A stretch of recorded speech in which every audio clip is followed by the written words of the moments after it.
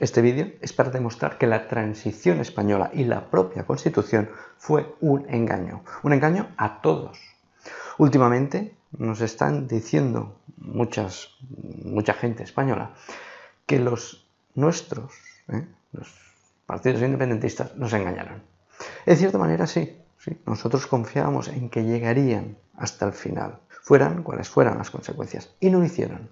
Pero lo que es seguro es que los vuestros ya no nos van a engañar más.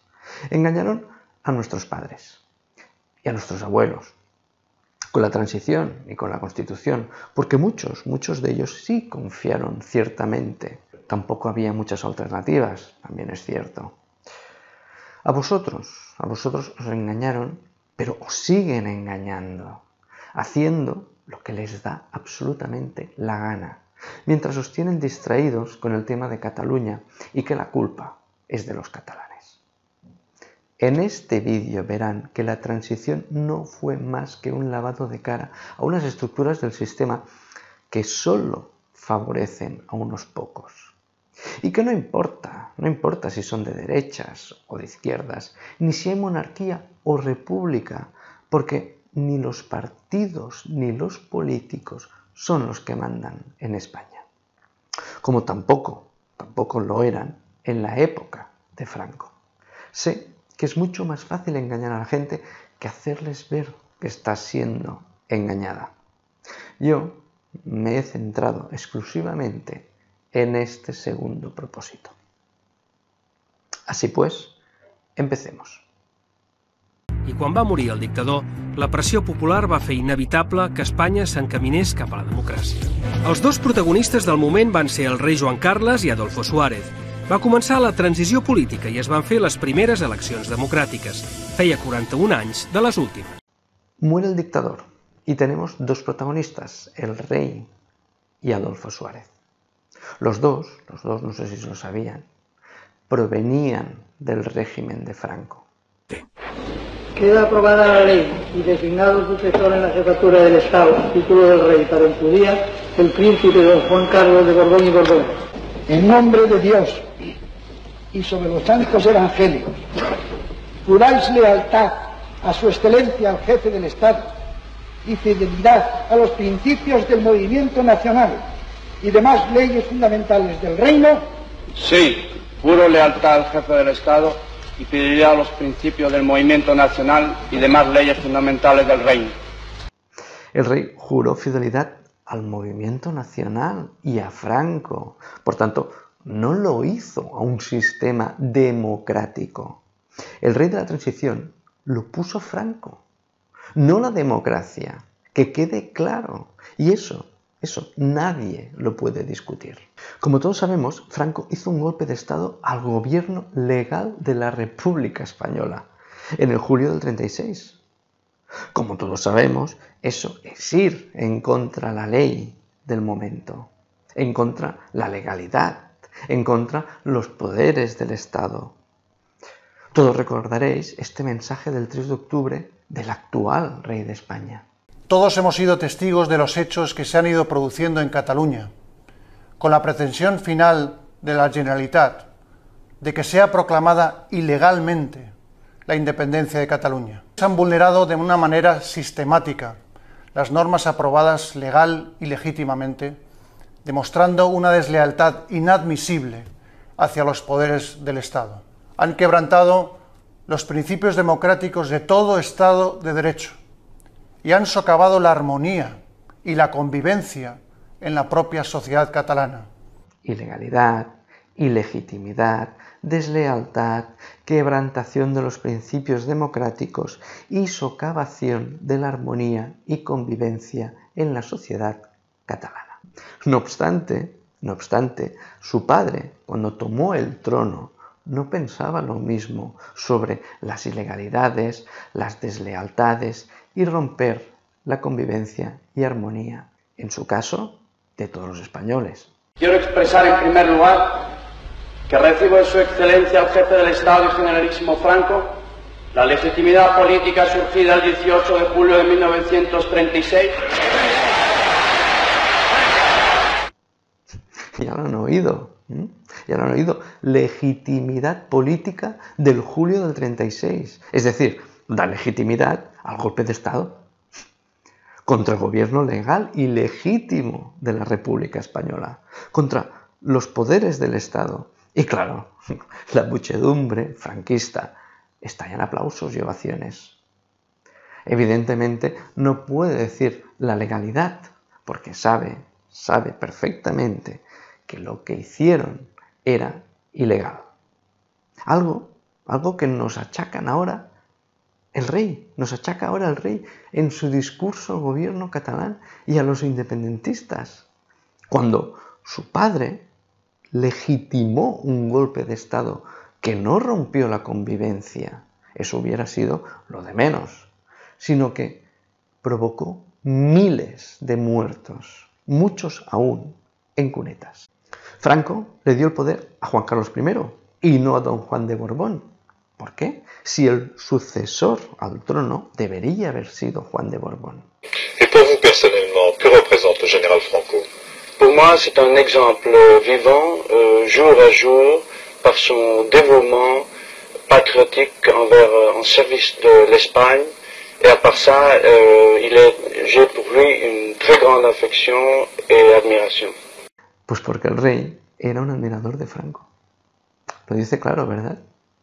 Con lo que, para situarnos, tenemos que la transición de la democracia arranca con un admirador franquista como rey.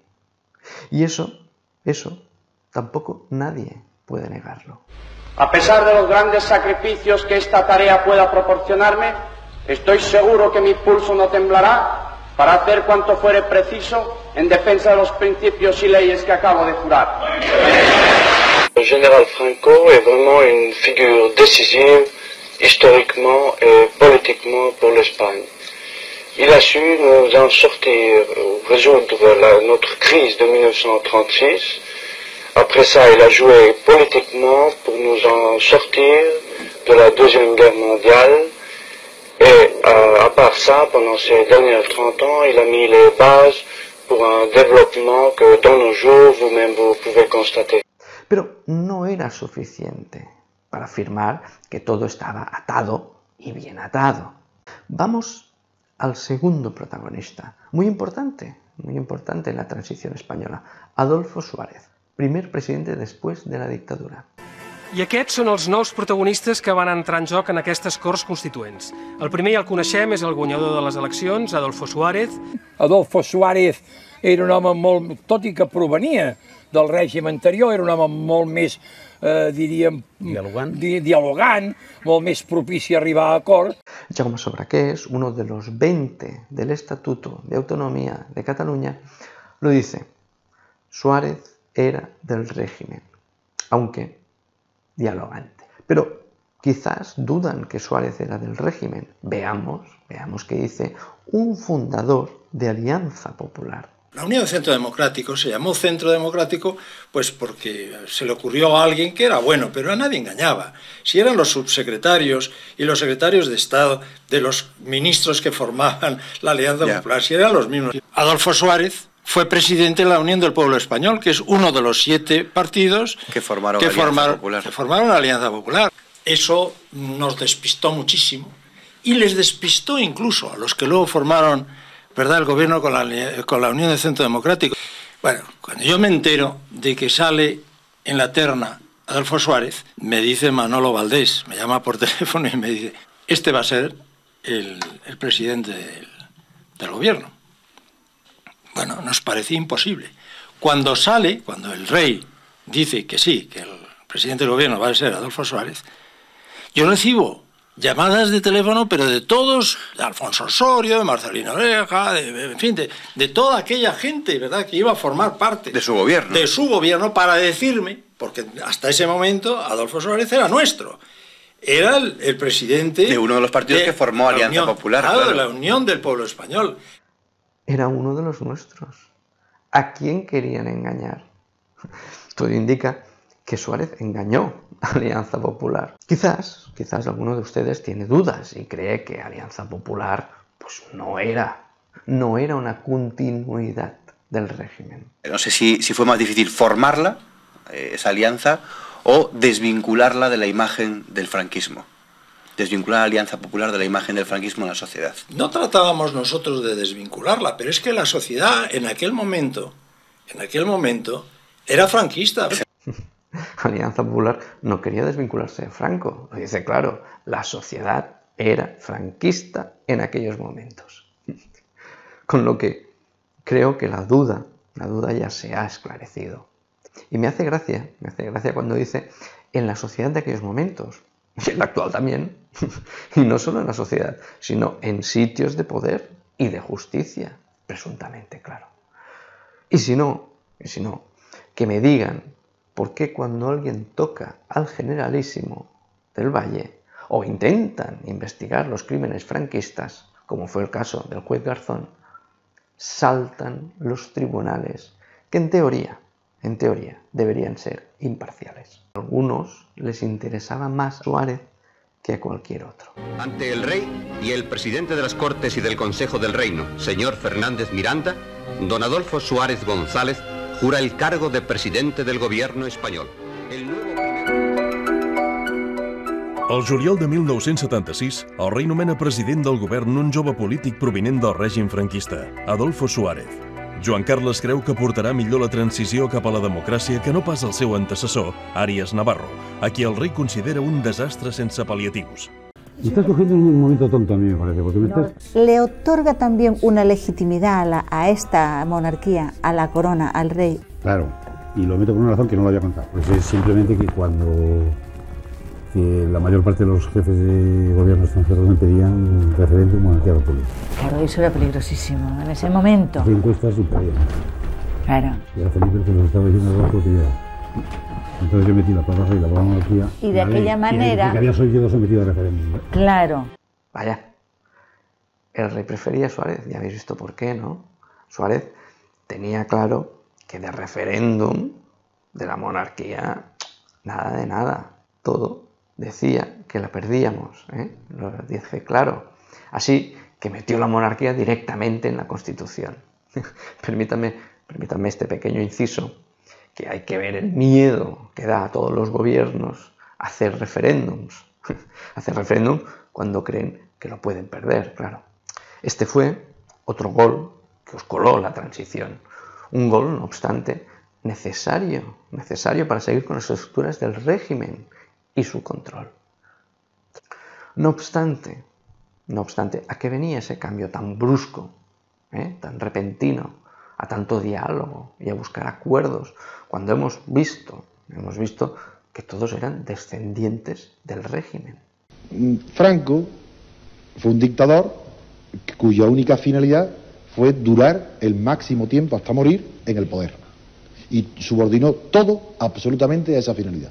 Después, en el momento del desarrollo económico que bajo el franquismo, los hombres del Opus Dei, que llamados entonces tecnócratas, cuando hicieron el plan de estabilización, comprendieron ya que la balanza comercial española dependía esencialmente de las relaciones con Europa democrática. La Europa democrática no iba a admitir jamás, como miembro de pleno derecho, a España bajo el régimen franquista. A pesar de lo cual, sí que el oportunismo y el pragmatismo de la política dominante en Europa y de los norteamericanos que sostenían a la dictadura de Franco, por tanto, yo nunca he sido un beato de Europa, porque yo no olvido el apoyo que el general Franco recibió de esos europeos que tanto después quisieron el Partido Socialista homologarse. Yo a Europa siempre la he visto críticamente, sobre todo a su gobierno, pues hizo que la idea de incorporarse al mercado común fuera una decisión gubernamental hecha y realizada con acuerdos y convenios comerciales con el equipo del Opus Dei tecnócrata encabezado por Ullastres. Vaya, querían actualizar el franquismo, pero haciendo ver que eran demócratas. Porque si no, los estados democráticos europeos no los hubieran querido. Así se entiende mejor, ¿no? Se entiende mejor que no es por amor que cambiaron, es por necesidad e interés. Franco tenía el soporte de los americanos y de la CIA. La transición en España la dirigen los franquistas que quieren actualizar el régimen, homologarlo internacionalmente, porque ya hay digamos, los conflictos políticos, sindicales y tal, pues les complicaban la vida. Está supervisado por los norteamericanos, ¿no?, que en todo momento tutelan ese proceso, y al final los grupos de la oposición desmantelan sus propias estructuras, se rinden y contribuyen a esa operación de actualizar el franquismo. De lo que se entera uno, ¿verdad? Y Europa haciendo la vista gorda también. A un dictador, a un dictador. Los americanos iban preparando el terreno para cuando muriera Franco. La participación de la CIA en España se produce a raíz de la visita de Nixon a Franco. Geoestratégicamente la península ibérica era muy importante para los norteamericanos y lo sigue siendo. Entonces estamos hablando de principios de los 70, vuelve preocupado Nixon y él se pone en contacto con Vernon Walters, un hombre de los servicios de información que había tenido muy buena relación con militares españoles, hablaba un castellano perfectamente, y le dice: vete a España a controlar el asunto. Vernon Walters va a hablar con el almirante Carrero Blanco, que era en ese momento, creo que era todavía vicepresidente del gobierno, luego sería presidente del gobierno, y Carrero Blanco, para tranquilizarle, dice: pues póngase usted en contacto con nuestros agentes. A partir de ese momento el enlace entre el SECED y los servicios de información norteamericanos es constante y se elaboran toda una serie de estrategias, de operaciones en previsión de lo que pudiera ocurrir después de la muerte de Franco. Vernon Walters, que tenía amigos personales con sus sobres correspondientes entre la cúpula del ejército español, luego llegaría a director adjunto de la CIA, y fue un hombre que tuvo mucha relación por sus conocimientos del castellano, tuvo mucha vinculación con las dictaduras latinoamericanas, ¿no? Desde antes de la muerte de Franco, la CIA ya tenía contacto con todos los partidos políticos de España, incluido el Partido Comunista. Esto sí que es una novedad, ¿verdad? Americanos metiendo las narices donde no les llaman y apoyando a dictadores. Suerte que tenemos la certeza que ETA asesinó a Carrero Blanco en solitario. Porque de no tener la certeza, uno podría llegar a pensar que Franco o Carrero no quería entrar en la OTAN, y los americanos, para asegurarse que sí, que lo hicieran, dieron un aviso claro y contundente al régimen. Lo curioso, no más curioso y extraño, es que los explosivos del atentado que usó ETA, presuntamente, eran C4, un explosivo exclusivo de las Fuerzas Armadas americanas. Lo pueden consultar, en fin. Pero como los americanos no son capaces de asesinar a personas para conseguir algo, pues no puede ser. No va con ellos esto. Eso de armar y entrenar terroristas y ayudar a dictadores y después, cuando ya no les interesa, ejecutarlos o invitarlos a que dejen el cargo o el país, eso no hace para los americanos. Lo que sí que queda claro es que la CIA ya había contactado con todos los partidos políticos españoles, incluso el comunista, el que le daba más miedo. En realidad, los americanos lo que temían es que España fuera comunista o realmente de izquierdas, no de unes izquierdes postizes. En segon lloc van quedar els socialistes de Felipe González amb l'ajuda del PSC, de Joan Reventós. Després van venir els comunistes de Santiago Carrillo amb la col·laboració del PSUC de Gregorio López Raimundo. En quart lloc va quedar l'Aliança Popular de Manuel Fraga i en cinquè lloc els nacionalistes catalans que tenien com a cap de llista Jordi Pujol. De esta operación de actualización del franquismo dirigida por los servicios norteamericanos y por los neofranquistas que salen de dentro del aparato, se decide que hay que formar también un grupo de oposición controlado pero dirigido por gente de dentro del país. O sea, entonces consideran que los viejos socialistas no valen, que están y que hay que hablar con gente más predispuesta a entender cuál es el proceso que hay que seguir. A ver si lo entiendo bien. Los americanos y neofranquistas deciden que la oposición y los viejos socialistas que defendían los intereses del pueblo, la democracia e incluso la autodeterminación, ya no valen. Y que necesitaban a alguien para echarlos, para fulminarlos. ¿Y quién podía ser esa persona del país que entendiera esto? Que entendiera que una posición tiene que estar controlada, una posición de izquierdas, una posición que tiene que apoyar a los poderes fácticos. Todos coinciden en que quien mejor entendió lo que había que hacer se llama Felipe González, un abogado sevillano que no tenía ninguna trayectoria militante y a quien los propios servicios de información de Carrero Blanco, el SECED, le proporcionan el pasaporte y le llevan a Suresnes para que se haga cargo del Partido Socialista renovado y liquide a todos los viejos militantes. Y como sabíamos que el Partido Socialista estaba dirigido por un hombre joven como era Felipe González, que también cuento, y la verdad que el régimen sabía quién era Felipe González, cuidado, Es decir, que Felipe González no era un señor que... No.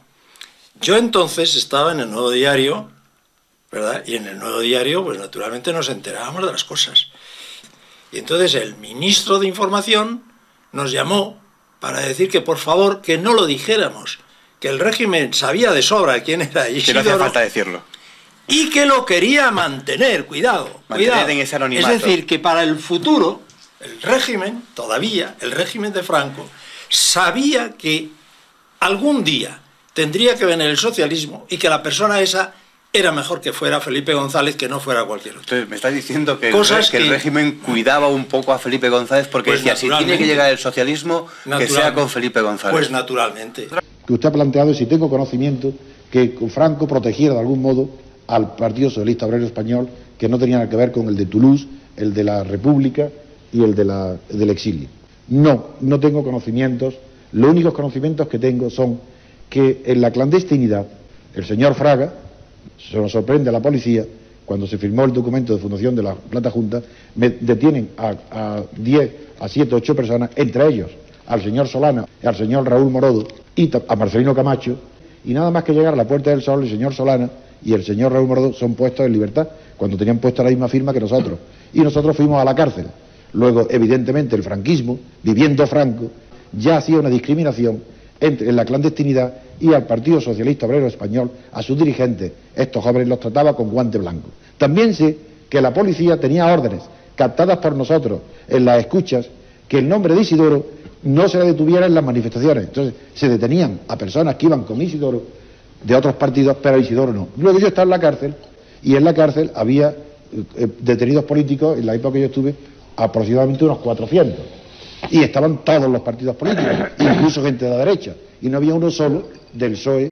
Una traición de los partidos a todo lo que eran, menos el Partido Socialista, que nunca ha sido nada, ni era nada en la oposición a Franco, ni es nada hoy, ni será nada mañana, porque conozco profundamente lo que es el pensamiento socialista, la nada, oportunismo puro de poder, puro oportunismo, al sol que más calienta, hasta tal punto, con razón Lenin le llamó el partido de los liquidadores. ¿De quién liquidadores? De los revolucionarios, de la izquierda, de la clase obrera. El Partido Socialista se pone al lado de la clase obrera cuando no la necesita. Y en cambio, cuando lo necesita, los fusila, los mete en la cárcel, los juzga.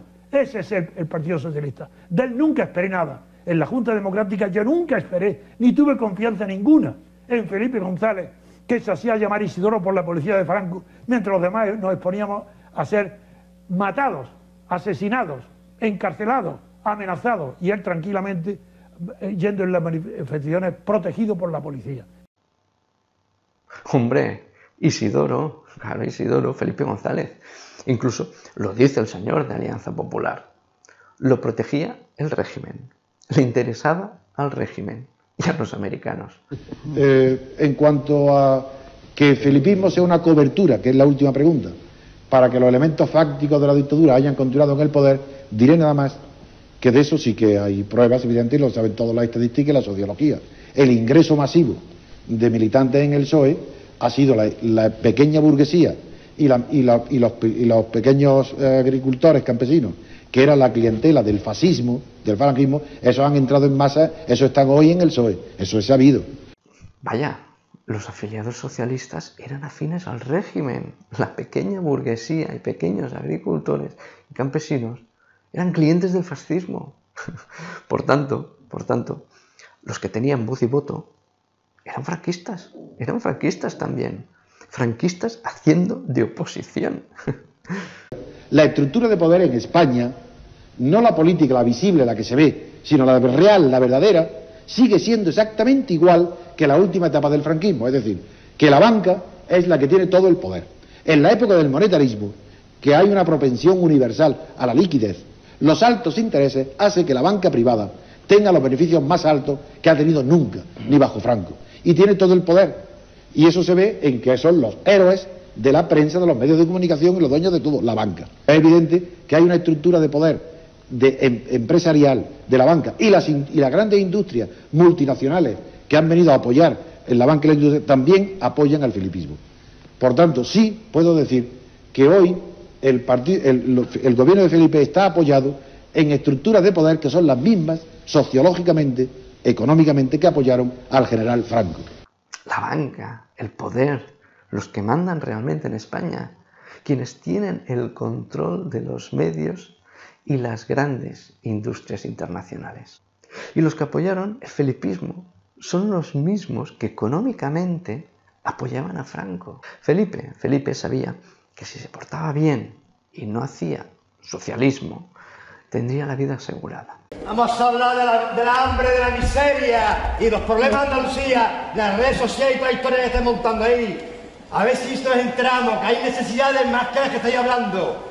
Cuando se habla de capitalismo, se habla del 15M, la culpa de que haya subido el 15M, ¿quién la tiene? ¿Quién ha hecho ustedes de mal? ¿Por qué os llaman corrupto? ¿Por qué os llaman ratero? ¿Por qué os llaman vendido? ¿Algo habéis hecho malamente? ¿O que eso queda en el aire? ¿No hay culpable? ¿No hay culpable? ¿Aquí todo el mundo de buen rollo? ¿No hay culpable? ¿Por qué los dirigentes están 30 años en el gobierno? El señor Felipe mismo ha citado. Si no se va Chávez corriendo, según dicen algunos, se muere en el cargo. ¿Pero qué democracia esta? Esta es una falsa democracia. Esto es una mentira que ustedes negociaron y pactaron. La corrupción empieza después de la Constitución. Y ustedes son los culpables. Y ustedes tienen derecho a rectificar, pero no a mentir. Y no a engañar, están engañando continuamente. La gente pasando hambre. Andalucía lleva ahí 30 años gobernando. Los fachos del PP o Rajoy ahí están haciendo lo que da gana. Vamos a ver. Un momento. ¿Cómo se llama? Perdone. Lo que termine. Perdone. No, sí, le dejo terminar, pero ¿me puede decir su nombre, por favor, para que... Muchas gracias, José. Yo soy José. Y ese señor que está ahí Sí. me daba mi charla de marxismo-leninismo, cosa que ha renegado. Vamos a ver. Nunca. Cuando tenía 16 años y 17, y ha renegado de todo. Va a renegar por él, viendo cómo la democracia se va al carajo, porque la empezaste mal, porque nos vendiste, porque padecimos cárcel. Vamos a ver, José. ¿Me perdona un momento?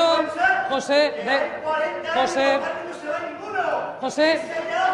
perdone, ¿ha terminado ya, José? ¿Ya? Muchas gracias. Y además respeto lo que dice, aunque lo diga así, no hay ningún problema. Pero claro, yo renuncié a estar en los cargos porque quise con 54 años. De hecho, hace 17 años de eso. ¿Cómo lo quieren silenciar a este señor, eh? Es que cuando se dicen verdades como puños, pues actúa, como siempre, la censura. Le dice claramente, nos engañasteis, la democracia al carajo. Y no le dejan hablar, le van interrumpiendo constantemente. Pero lo mejor, y lo más gracioso, es la cara y la respuesta de Felipe. Le respeto, pero yo dejé el cargo. ¡Qué crack! ¡Qué crack! Le importa un pito que le digan o que le recriminen algo. A mí me la suda. Sí, vivo como un rey. Pero Esto de portarse bien, ahora ya no, ¿verdad? Ahora, si no apoyas a la banca y al IBEX y quieres realmente hacer socialismo, o aliarte con una izquierda poco afín a los poderes fácticos y menos socialdemócrata, puedes ser presidente igualmente de España, ¿no? Esta noche, en La Sexta, Pedro Sánchez asegura que recibió presiones de los poderes económicos y mediáticos para no intentar formar un gobierno alternativo a Rajoy. Así se lo ha contado esta mañana Jordi Évole en su primera entrevista tras renunciar a su acta de diputado. Relajado, con muchas ganas de hablar, en Salvados, se enfrenta a algunos momentos difíciles de los que ha tenido durante su mandato en el PSOE, como la salida de Tomás Gómez o cuando Madina se quedó fuera del Congreso tras el 20D. Ah, no, pues no. Sánchez no quiso ser obediente, no quiso hacer caso a lo que decía la banca, y la banca y el IBEX lo echaron. Lo dijo en esta entrevista. Sin él fue mucho más fácil hacer el gobierno en España, ¿verdad? Pero ¿cómo es que volvió? ¿Será que haya aprendido la lección y sabe obedecer y reconocer cuál debe ser su función como un buen chico sumiso, Bueno, es mucha información y alguien puede perderse. Así que recapitulemos. Tenemos que en la transición había un rey afín al régimen, un presidente y un partido del gobierno afín al régimen, y una oposición afín también al régimen. Hombre, esto ya pinta mejor, ¿no? Las cosas ya empiezan a estar bien atadas. Pero no era suficiente. De alguna manera se debía articular todo esto para que fuera más creíble el cambio, más creíble la transición. Empezaron a diseñar una arma muy poderosa de doble filo, la Constitución española. Hay que darle una forma jurídica a la transición para el lavado de cara, que no se nos note que somos los mismos de antes. Pero también debemos hacer algo para nunca perder el control, para someter a todos a nuestra voluntad, para tenerlo todo atado y bien atado. Todo esto lo veréis muy claramente en el siguiente vídeo. Pero de momento pensad, ¿por qué de repente tantas prisas del gobierno de Suárez a las preautonomías, al Estatuto catalán, incluso a la restitución de la Generalitat y a su presidente, Tarradellas? Me diréis, no, es que querían entrar en Europa. Sí, querían entrar en Europa. Pero había algo más. Y lo veréis muy claro en el próximo hilo. Muchas gracias.